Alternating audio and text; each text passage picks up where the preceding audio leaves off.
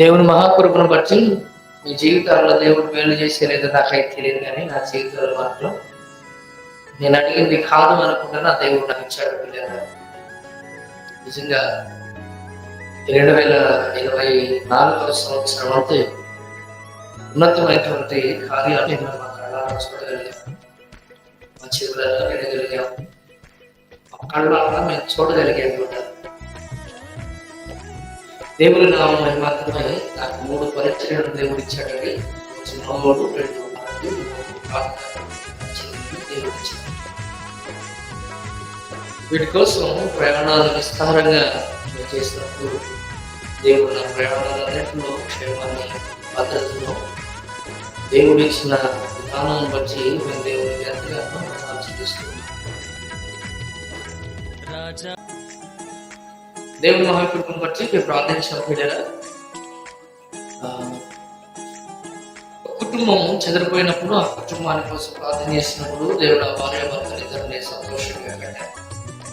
అదేవిధంగా 15 సంవత్సరాలు విడుదల లేకుండా ఉన్న ఒక సోదరి కోసం ప్రార్థన చేసినప్పుడు దేవుడు ఆమెకు 2 కుమారులు ఇచ్చారు. రుచికి ఒక చక్కని కుమారుడు వస్తే వాళ్ళు హాస్పిటల్లో ఉన్నప్పుడు వాటి కోసం అందరూ ప్రార్థన చేశారు. దేవుడు మంచి ఆరోగ్యాన్ని ఇచ్చారు. మేరీ చేస్తున్న వివాహ విషయంలో తల్లిదండ్రులు గందరగోళం అయిపోతూ వివాహం చేయలేమన్న పరిస్థితుల్లో ప్రార్థన చేశారు. దేవుడు అద్భుతంగా వివాహాన్ని దేవుడు చదివించాడు. అందరూ కలిసి మనం దేవునికి ఎంతగానో బదనాలు చెల్లించి బదులమైన ఏదేమైనా ఇవి ప్రార్థించడం ద్వారా మాత్రమే సాధ్యమైంది.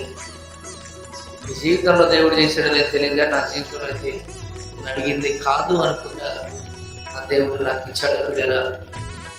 అదేవిధంగా సంఘంలో పిలుపు కోసం ప్రార్థన చేశాడు అందరూ.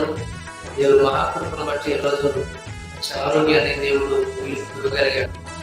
చౌడవరం ప్రాంతంలో బలహీన స్థితిలో ఉన్న మరిదాస కుటుంబం కోసం ప్రార్థన చేసినప్పుడు దేవుడు దానికి మంచి ఆరోగ్యాన్ని, శక్తిని, మంచి బలము దేవుడు ఇచ్చాడు.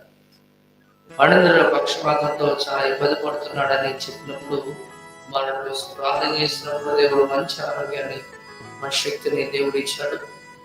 మౌనిక హైదరాబాద్ ప్రాంతంలో స్కిన్గునియా జ్వరం వచ్చి కాళ్ళు చేతులు పట్టకపోయి కుమార్తెకి తల్లికి ఇద్దరికి ఒకేసారి బలహీన స్థితిలో ఉన్నప్పుడు అందరూ కుటుంబం కన్నీరు కాచి ప్రార్థన చేశారు.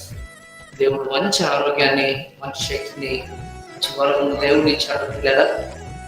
మరి గృహం లేకుండా సిఎన్ కుమార్ గారు కన్నీరు పెడుతున్న పరిస్థితుల్లో కుటుంబం కోసం ప్రార్థన చేసినప్పుడు దేవుడు చక్కగా పునాది వేసి ఒక చక్కని గృహం దేవుడు నిర్మించుకునేటువంటి అవకాశాన్ని దేవుడు ఇచ్చిన విధానం బట్టి దేవుడికి ఎంతగానో కృతజ్ఞతాస్తుతులు చెల్లిస్తుంది. ఇది కేవలం దేవుడు మా జీవితంలో చేసిన, మీ జీవితంలో ఏ మేలు చేయలేదని మీరు ఒప్పుకున్నారు. నాకైతే దేవుడు ఇంతగానో నిజంగా బిడ్డరా పగలనక ఎండనక నా ప్రయాణాలకు సాధ్యతలు 1 గంట 2 కూడా అయ్యేది. దేవుడు అయినప్పటికీ నీ క్షేమాన్ని భద్రతించాడు. సోదరుడు హానోకు వివాహం కోసం ప్రార్థన కుటుంబం కన్నీరు కాచి ప్రార్థన చేశారు. కుమారుడికి రాణి అనేటువంటి కుమార్తెతో చక్కని ఎంగేజ్మెంట్ జరిగించేటువంటి అవకాశం దేవుడు ఇచ్చాడు పిల్లల. నిజంగా ఊహించలేని గొప్ప కార్యం ఎంత అయ్యారంటే, మానవుడి ఊహించింది కొద్దిగా అయితే దేవుడు చేసిన కార్యాలు ఎన్నో. అందుకే నా ఆలోచనలు మీ ఆలోచన కంటే చాలా గొప్పని దేవుని యొక్క వాక్యం చెప్తుంది.